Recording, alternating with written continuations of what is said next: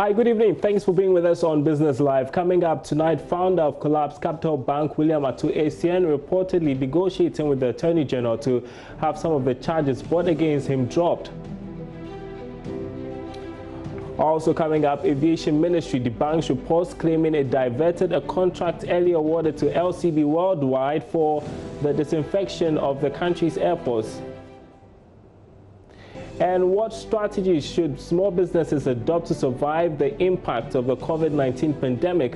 We'll get some perspective from country manager of NPACT. Thanks for being with us once again. My name is Darryl Kwao. Details right after this break.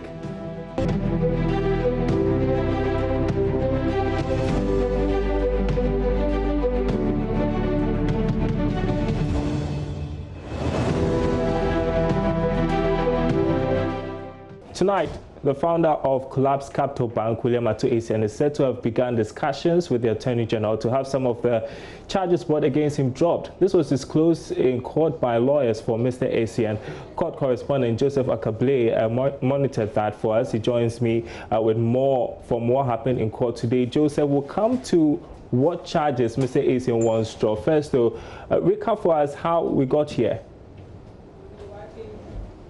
And so if you recall, Capital Bank was one of the very first financial institutions that were collapsed by the BOG. The point had been made that there were individuals who were at the helm of managing these banks who conducted themselves in ways that led to the collapse of these banks. And concerns were raised particularly about liquidity support. This is money that the Bank of Ghana had offered to the financial institutions to help keep them afloat. And the point was made that they didn't manage the funds in a manner that was very resourceful, and so they ended up expending those monies that they were supposed to use to turn around the bank in ways that were not the very best. And so there were various reports that were issued.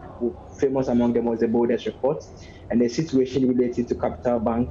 The issues were raised about the fact that people who are been connected to the collapse of this particular bank should be punished. And so Mr. Atu-Essien and a host of other individuals who had held various positions either at Capital Bank or at institutions that had traded at one point or the other with Capital Bank were put before the courts and slapped with many charges, some including money laundering, stealing, among others. And so this was one of the very first banks that collapsed, and this was one of the very first cases that was filed relating to the collapse of the banks and the quest by the state to ensure that they punish individuals who contributed to the collapse of the bank. So that is by way of a brief background to this particular matter. And so now he is negotiating for some charges to be dropped?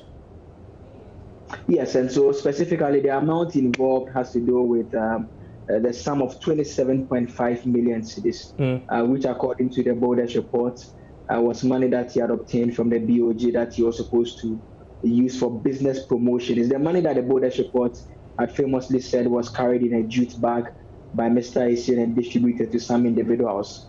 Now, his lawyers are coming under Section 35 of the Court Act, and Section 35 of the Court Act allows an accused person who has been charged to offer to the state an opportunity for him to refund some monies that he has benefited from the alleged crime. It involves an admission that indeed I did commit the crime, and once you make that proposal to the state has the option of accepting, and once the state accepts it, a guilty plea will be entered on your behalf, and you are offered a lifeline to refund those monies with the hope that that will truncate the prosecution against you, and that will end the matter for you, because the intention behind the premise of that particular regulation is to the effect that why waste our time to go through a long prosecutorial process if we have the option of obtaining the funds from you. And so a member of Mr. Essien's legal team, Aboagye-Wiafe Bonsu, informed the court that so far they have actually paid an amount of 1.4 million cedis out of the 27.5 million cedis to the state. He asked for an adjournment because he says they are still engaged in the deliberations with the Attorney General's office, and so they asked for more time, hoping that they will be able to come to some consensus for work or some agreement to be fashioned related to the refund of that money. And once that is cleared out of the way, it will end the matter for Mr. Essien. And so we've not got any response from the Attorney General's office, do we? The response we have so far is from a Chief State Attorney, Mariana Apia-Opong. She represented the state in court today, and she confirms that indeed they are aware of this move by lawyers for Mr. Essien, in terms of reaching out to them and hoping that the matter will end in this particular matter. But the point is being made by the Chief State Attorney that they want a full proposal on paper submitted to the Attorney General's office, specifically Director of Public Prosecution's office, for a review to be done. And they should state in clear terms the payment plan, if there is to be one, or whether this is a one-off payment. All those are specific details that they expect in a valid plan. And once that plan is presented to the Director of Public Prosecution, a decision will be taken as to whether it should be accepted or not. And so for now, the AG's department is saying that they are waiting for the proposal to decide the next line of action. And so the judge gave them a 1-month adjournment, saying that they should come back on the 18th of June with a response as to whether the two sides, that is Mr. Etienne's lawyers and the AG's department, have been able to agree to determine whether the court proceeds to strike out the charges against him, or as to whether the case should proceed. All right, we'll see how things turn out. Thanks very much indeed, Joseph Akable, our court correspondent there with that update. We appreciate it. Now, the Aviation Ministry has debunked reports claiming it diverted a contract earlier awarded to LCB Worldwide for the disinfection of the country's airports. Charles Aite was at a press briefing today and reports. Addressing the issues surrounding the contracts for disinfection, Sector Minister Kofi Adda explains the reason for turning down the offer from LCB and says it is due to the cost implication it would have on passengers. The due process must be adhered to. Without that, you cannot twist my arm or put me under duress for me to get something done, because you're only pushing me to get into trouble. And that will not happen. So if anybody here has any association with Mr. Amarteng or Nana Poku or LCB, talk to them to just go and review the government process and go through it in a manner that has to be engaged for them to earn the contract that they deserve. I don't hold anything against LCB or any company that Nana Amarteng has or Nana Poku has, but they must do the right thing rather than going around, let me say, bad-mouthing me or any other person. LCB had earlier offered to undertake a disinfection exercise for the airports at a cost of $19 million, recoverable through a $20 charge per round trip to be borne by air passengers. However, the offer was rejected by the governing board of the Ghana Airport Company Limited, as it would have inadvertently led to a higher cost of air travel. I personally shared with the chief executive and his supporting staff that we should work on how to disinfect the cargo that's coming in. Remember, we closed the airport to passenger, but we not close to cargo. So the immediate disinfection of what was there was done manually, and we're sure that that has to be done. But if we have automated way of doing it regularly, so much the better for us. A comprehensive disinfection exercise at the Kotoka International Airport and other major airports across the country on April 28 led to the easing of air travel advisory in the wake of the coronavirus pandemic. The exercise was carried out concurrently at the Kumasi, Takoradi and Tamale airports. Over 200 personnel from Zoom Lion Ghana put in 14 groups sprayed the entire Kotoka International Airport, including all 3 terminals, departure lounges, civil aviation buildings, roads, among others. Now, interest payment on loans to be granted to micro, small and medium enterprises has been reviewed from 5% to 3%. According to the Executive Director of the National Board for Small-Scale Industries, Kosi Yankee Aye, government reviewed the rate in response to the plight of small businesses in the country. She was addressing today's COVID-19 briefing. The interest rate, after deliberations with the President and the Ministry of Finance and Ministry of Trade and Industry, after conducting a survey with about 1,700 MSMEs in Ghana, initially we had suggested 5%, but the President, in consultation with the team, decided to review that interest rate due to the plight of the Ghanaian MSMEs at a time such as this to 3%. The moratorium still remains up to 1 year. And during the application process, MSMEs have the option of ensuring that they select a moratorium that would work best for them at a time like this. The term of the loan remains between the range of 2 to 3 years. This was taken into consideration based on the information that we have received even from the Ministry of Information, which states that at this moment, COVID-19, we are all not sure when it would go away. But we are also given the option for MSMEs to be able to hold their businesses and support their employees at a time such as this. We are learning that about 5,000 applications have been received so far. Mrs. Yankee Ayi also gave an update on what is being done to fix the challenges with the online portal created to facilitate the receipt of applications from businesses. Currently, we have received some calls about the technology that we have launched. And I think it's important to share this on a podium such as this. Some of the challenges that have come up are that the USSD code times out at some point. It is important to note that the USSD is a short process, and so we have to be efficient in inputting data onto that. And also there were some technology or network challenges, and so we've worked to ensure that we have an efficient delivery of the USSD going forward. We also have set up a grievance center to ensure that all the complaints that we have would come to that portal to assist us answer the challenges that Ghanaians face. We have received some calls that the code hangs at some point and they are not able to finalize it. This is about 1% of the calls that we have received. And we want to assure Ghanaians and MSMEs, the micro, small, and medium enterprises, that we are working on this day and night to ensure that we give nothing but the best. Well, so the truth is that not every small business will benefit from this stimulus package. So how do entrepreneurs cope? What strategies can they adopt? Earlier, I spoke with Enes Ama, who is country manager for Impact, a German-based accelerator.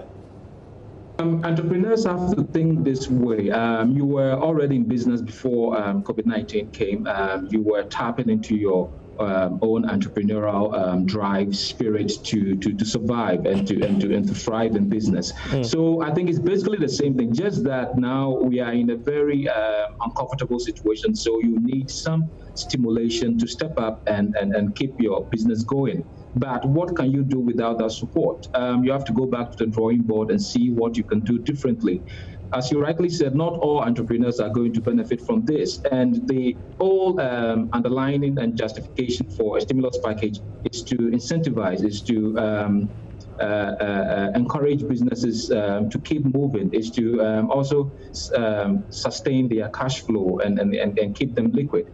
So that's what it does. So it's like a first aid, is not a cure in itself. So the biggest challenge that COVID-19 is posing to all entrepreneurs is this is an opportunity to attempt different things, to push yourself a bit harder, to make sense of market trends and then the changes in consumer preferences, and tailor your businesses accordingly to meet emerging needs. So it's a challenge. And as entrepreneurs, we are expected to rise to the challenge. Okay, my final question to you, when should a small business face the reality that I'm not going to survive this period? Maybe I should just fold up or consider merging? Well, I think it depends on a lot of factors. If you have co-founders that you're working with, it's a time for all of you to come together and have a very frank conversation on where to take your business. If you don't see any opportunity for your business in these times, I would say don't be in a haste to quit. Just make some time to think through, because sometimes people quit because they haven't made time to figure out the existing or emerging opportunities. So what I would say is this is not a time to quit, because this is life. There's going to be more surprises ahead. If you're saying that for every new surprise that comes your way is a reason to quit, then I'm sorry, that's not what entrepreneurship is all about, because there will be change. The possibility what you need to do is to prepare yourself to manage these changes. The possibility so this is not the time to quit. The possibility of measures, I wanted to pick your thoughts on that, maybe joining forces and joining forces with somebody else to create a business together at this point. It makes sense because it makes sense to join forces together because it's also a way of spreading risk. Most often people think about the rewards, the benefits that comes in, but it's also a matter of spreading risk. So if you have like-minded people that you are comfortable with, people that you trust, they also people that are competent enough to help propel your business forward. Why not? This is an opportunity to also have conversations about mergers because that is one way of staying resilient and keeping your business sustainable. My conversation with Ernest Ama, the country manager of Impact, German-based accelerator, earlier on the marketplace.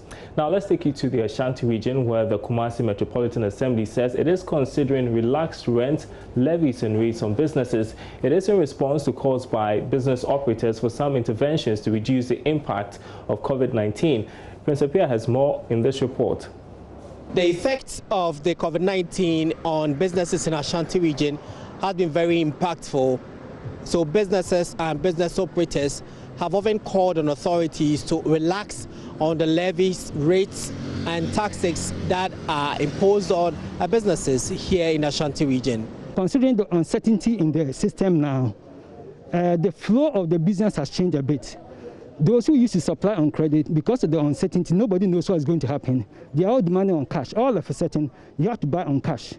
Buying on cash also puts some kind of cash constraint on us because it's something that we didn't prepare for. Going to the bank too is a problem. The bank also sees it as a big challenge. So we are praying that if the government can come in and give us some kind of relief in the form of a soft loan, any other fund that the government can just come in for us to have some kind of relief to operate. We hear there are stimulus packages. What are you also doing locally since you operate within this space? Some of them have their business not well formalized. So we are trying to formalize their businesses to make sure that anything that is going to happen, they are going to have a benefit of what the intervention that the government is bringing on board.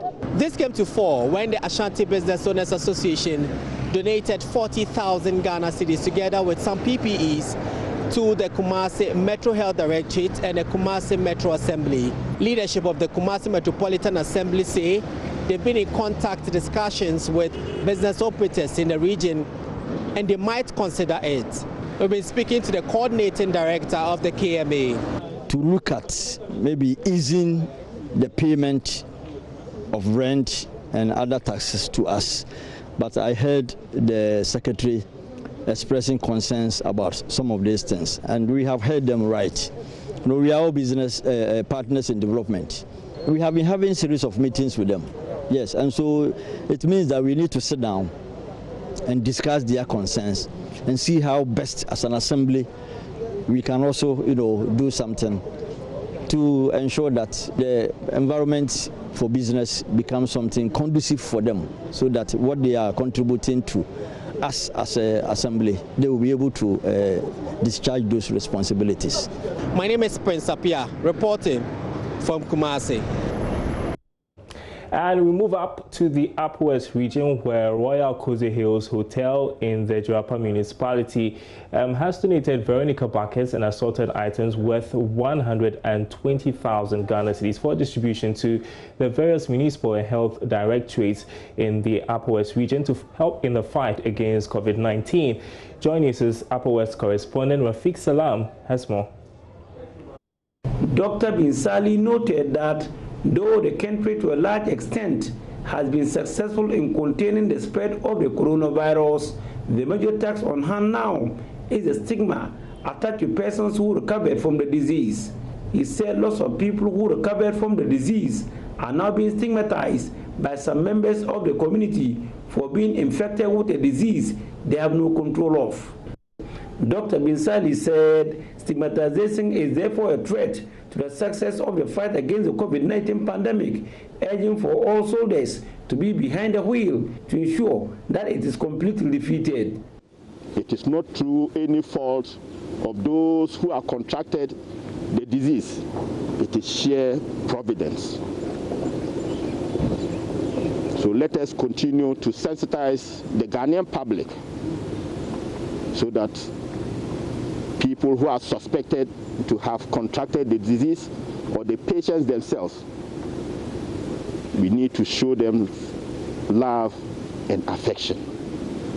If we do that, it will go a long way to assist us in the fight against COVID-19. The Upper West Regional Minister thanked Royal Cozy Hills Hotel, popularly known as Jiruba Dubai, for coming to the aid of the region with a donation of 160 veridical buckets and stands, hand sanitizers, and liquid soaps, which are of different sizes.